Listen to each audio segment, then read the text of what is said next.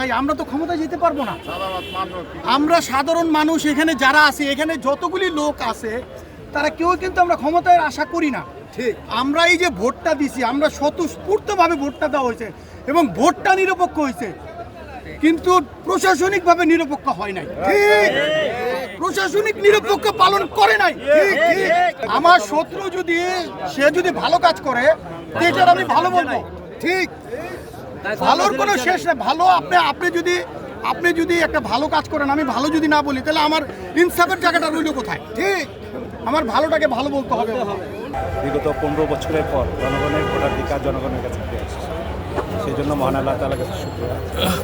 আর দ্বিতীয়ত হচ্ছে নতুন সরকারের কাছে আমার প্রত্যাশা, জনগণ যে প্রত্যাশা ছিল, যে আকাঙ্ক্ষা ছিল, জনগণের অধিকার জনগণের হাতে ফিরে পাওয়া, জনগণের কথা বলার স্পেস পাওয়া, জনগণের যে প্রত্যাশা, নতুন সরকার সে প্রত্যাশাকে সম্মান করবে। যেহেতু বাংলাদেশ জাতীয়তাবাদী দল গত 15 বছর সবচেয়ে নিপীড়িত একটা দলের একটা অংশ, এবং দেশনেত্রী বেগম খালেদা জিয়ারই সুযোগ্য পুত্র হচ্ছে তারেক রহমান।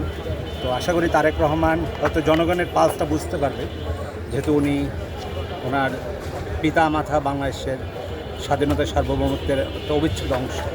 আশা করি তারেক রহমান অবশ্যই বুঝবে জনগণের পালস, জনগণ কী চায়, জনগণের প্রত্যাশা কী, এবং দেশকে সন্ত্রাসমুক্ত এবং দুর্নীতিমুক্ত রাখার যে আকাঙ্ক্ষা, সেটা অবশ্যই প্রতিফলিত হবে ইনশাআল্লাহ।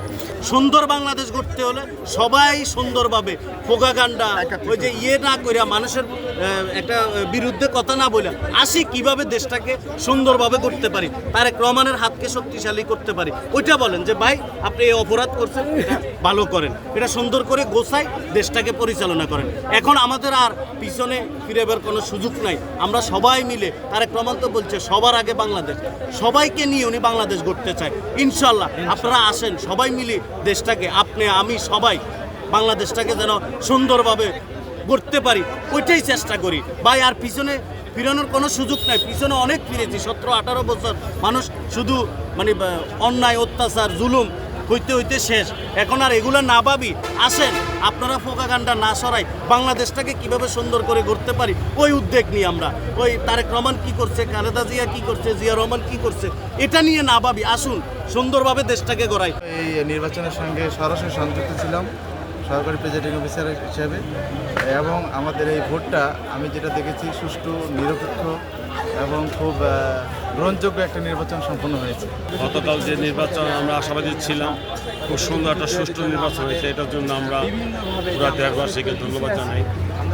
আমরা এটাও ধন্যবাদ জানাই যে গতকালকে তারেক রহমানকে যে এই দেশের যে জনগণ যে রায় দিয়েছে, এবং আমরা চাই আমাদের চেয়ারম্যান তারেক রহমানের কাছে যে এই দেশটা সুন্দর করে সাজানোর জন্য, এবং আগামীতে জানি সমস্ত মানুষ এক অধিকারে চলতে পারে, একভাবে চলতে পারে, এটি আমরা চাই। দীর্ঘদিন পরে আমি নিজেও ভোট দিতে পেরেছি সুস্থভাবে, এই জন্য আল্লাহর দরবারে শুকরিয়া আদায় করি।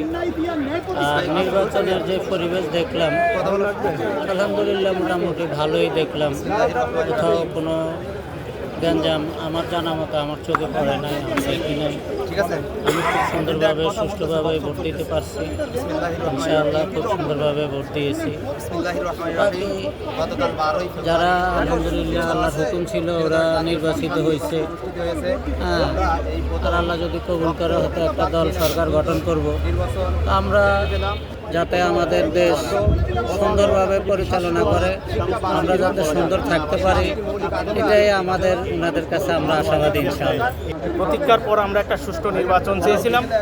আমরা সাদা চোখে যা দেখেছি, যে সাধারণভাবে আমরা ঘুরে ফিরে যেটা দেখেছি, ভোট দিতে গিয়ে যে পরিবেশ পেয়েছি, সেটাতে আমরা অনেকটাই সন্তুষ্ট যে একটা দেশে বহুদিন পর একটা সুষ্ঠু নির্বাচন হয়েছে, একটা ঈদের আমেজে নির্বাচন হয়েছে, এবং এই যে ইতিবাচক সংস্কৃতি নির্বাচনের মাধ্যমে একটি সরকারকে ক্ষমতায় নেওয়া, তাদের জন্য, এই জনগণের জন্য। এখন আমরা সকলে ভোট দিয়ে যে সরকারকে আমরা নির্বাচিত করেছি, সেই সরকার যাতে জনগণের সরকার হয়ে গড়ে ওঠে।